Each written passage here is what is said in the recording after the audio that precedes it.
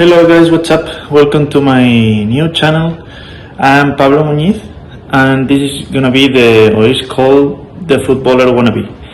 The idea for this channel is to talk a little bit about soccer or football and have a different or a special view of the typical football of who is better, Messi or Cristiano or any of these kind of things that is kind of like everybody does the same thing, and I want to be a little bit more different. And obviously with the support of you guys, if it's something that I do good, it'll go somewhere, and if not, it'll just be a hobby for me. As I said, videos hopefully every week, and I'll try to also post some shorts. There'll be a different kind of format, talking more about a specific game, or a specific player, or a specific new. The format that I want to do, or I am thinking about doing in the weekly format, will be more of a what has happened in this week, or what has happened in this game week, in terms of who has won or who has lost, and what is important to talk about. And then what I wanted to explain more or less is the story behind the Footballer Wannabe, and why I chose this name as an introduction to you guys in this first episode. Obviously, you can tell that I'm not American and I'm not English, so there will be an accent there. I hope you guys can understand me. There is some people say that they cannot, but I hope this is not a problem for you. So I was born in Spain in 1988, and since I was little, the best present for my parents was football. Since I was 1, 2, I had obviously a little ball. I wouldn't be able to play with a bigger ball. Is obviously the size of it wasn't something that I could move. But as I was getting older, I started to play with the kids in the park, and I was enjoying it a lot. I had my first football jerseys, the Ronaldinho, probably the fakest jersey that you've ever seen. From Brazil, I think it was 2002. Then I had some Robinho jerseys, Beckham. My grandma used to say that I look like Beckham, so you don't have to say that I don't. I already know. And then I started to play with some other kids in a club. That in Spain you play from like when you are 6 to you are 9. You play futsal, so it's 5v5 in smaller goals. And then I moved to 7v7, where it's a bit 7 against 7. Wow! Amazing! But this is turf instead of futsal, and it starts to get more football-like.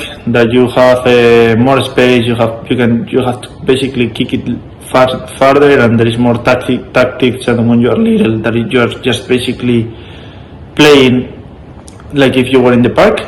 And then when I started to get better, some of my teammates went to Real Oviedo, which is the team that you see over here. It's my beloved team. And then I moved to a kind of a sub team of Oviedo. That if you see the map of the soccer stadium in Oviedo, there is a little field by it that is for Scholar Manosiana, and Astur plays in it. It was not really famous this year, but it was kind of known because Valladolid played there in the cup. And they obviously lost, and Valladolid was playing this week the Copa del Rey, and I played there since I was I think 10 until I was 18 years old.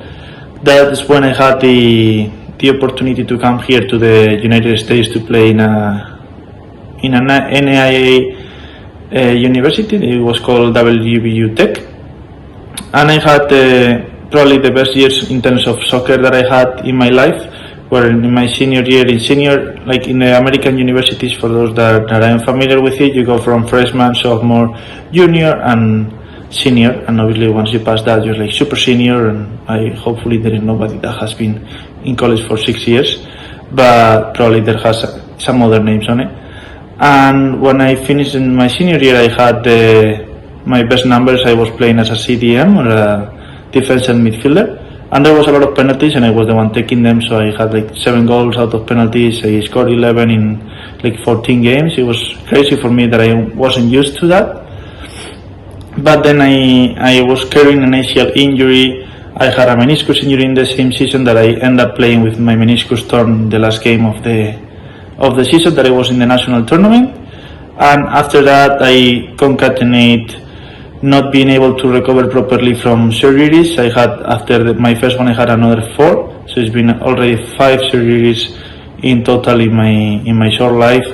That now the doctors have recommended me not to play again. So this is my other way of showing my interest and my passion for football. Obviously, I hope I don't get injured by doing this, and if I do, it'll be very bad. So hopefully the chair doesn't fall or the lights don't come on me. But this is what I wanted to do, and hopefully you guys come along. And I hope that this is the first video of too many. Bye bye.